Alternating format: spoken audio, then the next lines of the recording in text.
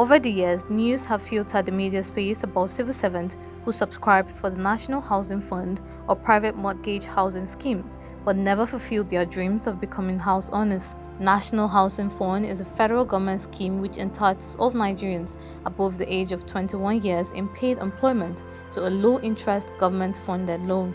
Members of the scheme contribute 2.5% of their monthly salary to the fund through Federal Mortgage Bank of Nigeria. The maximum amount obtainable under the NHF used to be 5 million naira, but has since been increased to 15 million naira. The borrowed capital is repayable over a maximum of 30 years at the rate of 6% interest.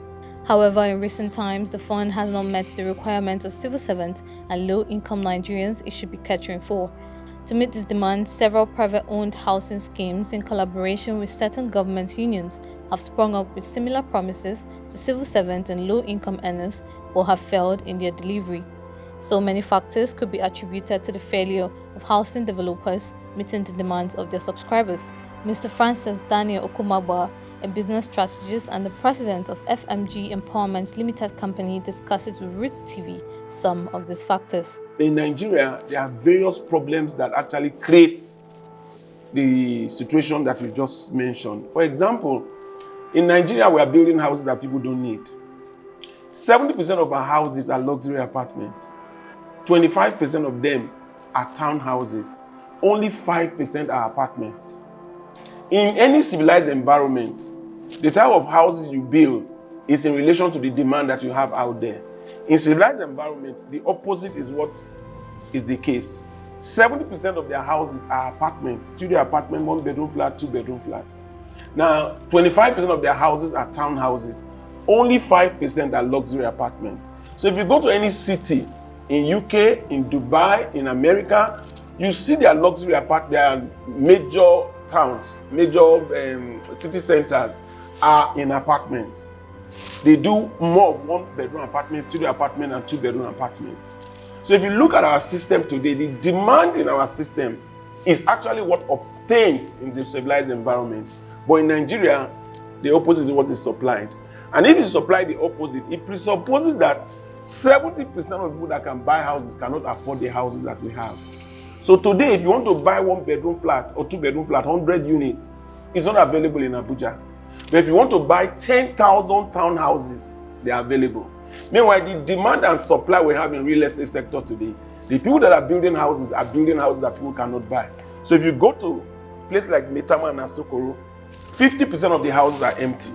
Meanwhile, where the demand is, 40% of our workforce are people starting life. They don't need bungalows and duplexes. What they need to start life with is studio apartment and 1-bedroom flat. They are not available. So that is where the real estate starts failing.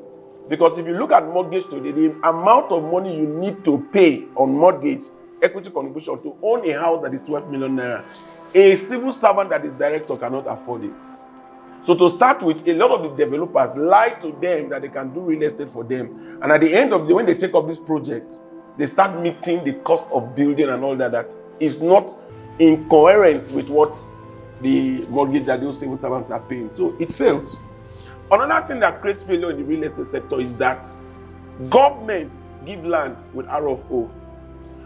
Banks ask for CFO if you want to do mortgage. Now, if you put that situation around, you will know that anybody that does not have CFO cannot get money from banks. And the government real estate land that they do use for estate, you need CFO to actually get mortgage from banks. So that's another problem that we face. Government know and the banks know, but nobody is doing anything about it. The third one is that the people that actually buy these houses cannot afford mortgage. Because in their salary structure, even though they don't earn well, 40% of their salary is used to pay rent. Once you remove the rent from their salary, how would the civil servant get 3 million naira to put equity contribution as down payment? So if you look at the estate, the challenges we get starts from the type of house we build, the mortgage availability, not having loans from bank because you don't have CFO. Then these developers go to meet these civil servants and lie to them. So when they go to the site, if you go around all the satellite towns, you see a lot of abandoned estates because the developers cannot meet the expectations of what they promise. So you see a lot of failures. That's why you have all these delays and all that you have in the real estate sector. They don't have the funding. They cannot borrow money from the bank because they don't have CFO. And when they start building, the appreciation and exchange rate fluctuation makes it impossible for them to even import the things that they need to do those estates. So you have a lot of failed projects because what they start with, they don't get. And that is why I offer solutions for real estate. And the solution I offer is effective collaboration and building the right houses. If we do the right houses, you don't need 1 naira to build that estate from beginning to end. And if all the parties are together, you can actually get people who have access to mortgage and people who have money to buy property and put all of them together and do a mix in the estate that ensures that you have the different types of houses. The studio apartment, the 1-bedroom flat that a lot of people can afford. The 2-bedroom flat and 3-bedroom flat, then you start seeing duplexes. And you must do the ratio right. 70 apartments, 25% townhouses, and 5% luxury apartment.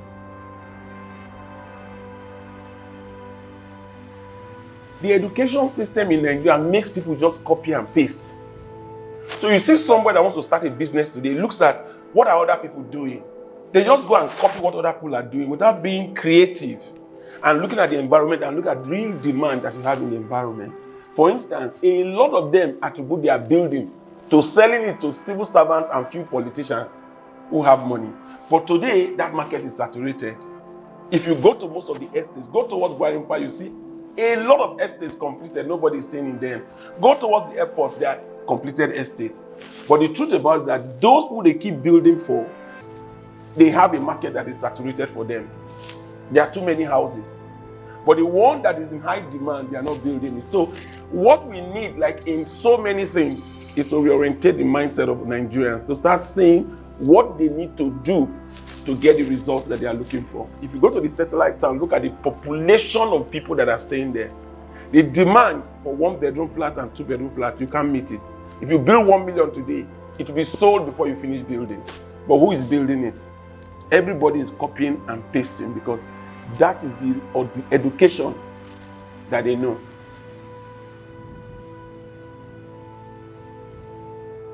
You see, today as I speak to you, those who have land don't have money. And those who have money don't know what to do with the money. They keep the money in the bank. They endlessly keep money in the bank and they never use it. Because I worked in the bank. 50% of dead people have their monies in the bank unutilized. Because many of them, their children don't even know. Their wives don't even know whether they have money in those banks. Then those who are talented, they're always looking for money. So if you look at these 3 people who should actually come together to make estate work, they don't meet. And we don't have coordinators.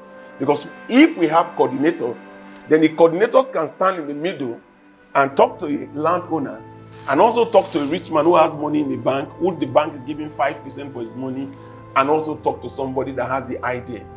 If you can actually have these 3 people and you are a giver, you can coordinate the 3 of them and give them what they are looking for so you can get what you are looking for. For example, I go to a landowner and tell the landowner, I will build an estate on your land, 100 bungalows, and I will give you 15. If I don't build it, take your land back or sign this agreement. The landowner will sign. What have I done? I've given to him what he wants. He wants to be a landlord. And he has given his land in collaboration. I go to the person that has money in the bank. The bank gives him 5% per annum. I offer to give that owner of that money 20% instead of the 5%. And I tell him, look, I won't touch your money because if I touch the money, it might enter my head. Leave the money in the bank. I will use to get a bank guarantee, a piece of paper that will assure the construction company that it will be paid when they finish building. And I go to a contractor and I tell the contractor, come and build these 100 bungalows, but start with only 40 with your money. The money I used to pay you is in the bank already, and I take the bank guarantee and give it to the construction company. He will take the contract. Immediately start building that 40 bungalows. I will sell 20 to a cooperative. And tell the cooperative, instead of selling the bungalow at 20 million naira, I will sell that bungalow at half the price for 10 million naira. And I will take that cooperative to the bank and give them loan.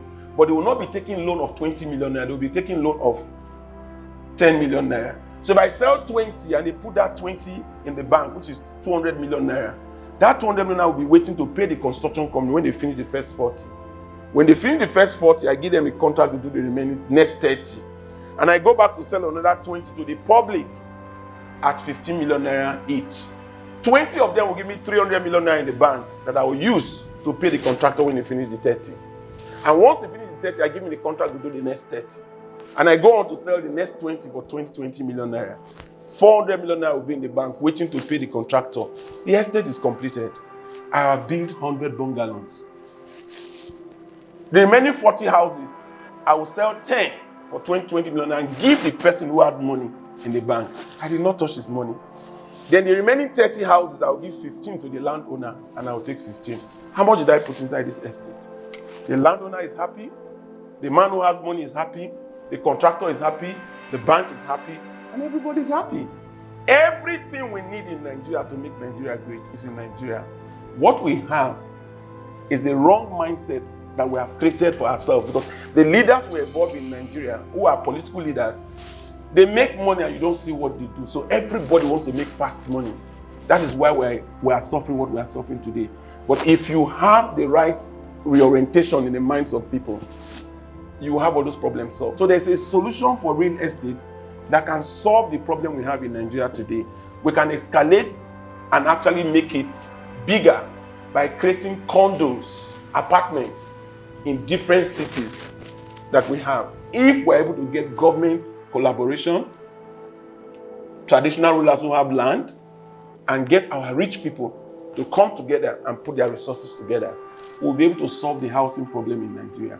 I offer to give that coordination. People who have land should come. People who have money should come.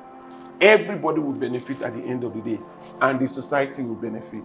The reason why Nigeria is suffering is because we don't collaborate. People who are Northerners say they are Northerners.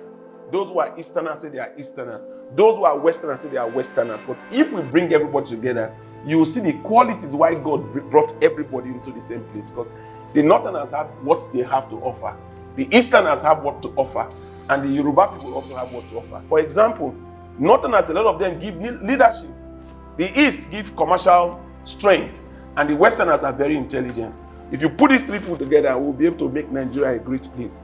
But we need to reorientate the mindset of everybody. And that is the solution that we are offering.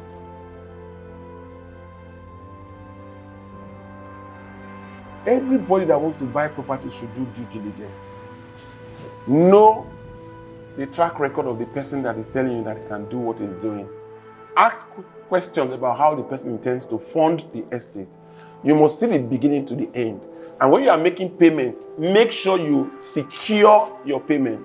There are ways you secure your payment by making sure that you pay it into a mortgage system where the mortgage bank holds the money and gives a piece of paper bank guarantee to the construction company to construct. But if you don't do due diligence, some people will just come and sweet talk you and you get into investing your money. There are a lot of people who invest wrongly. And when something is too good to be true, be very careful. One of the ways I advise people to do due diligence is to just do a search online. If you do a search online, you look at the track record of the construction company. How many houses has he built before? And if it's the mortgage bank, how many estates have they financed in the past? They should ensure that they do all those checks before they do investment. And when they do investment, they should get the documentation right. The offer letter, you must see the offer letter. Get a lawyer to look at the offer letter to be sure that you have a window to actually make a case if there's a problem, and have all your documentation, your receipts, everything you are buying, make sure everything is okay, so that if there's an issue, you can take legal action. And taking legal action to retrieve your money or retrieve your asset back is to go through the law, and the law is there to actually protect everybody that has an issue.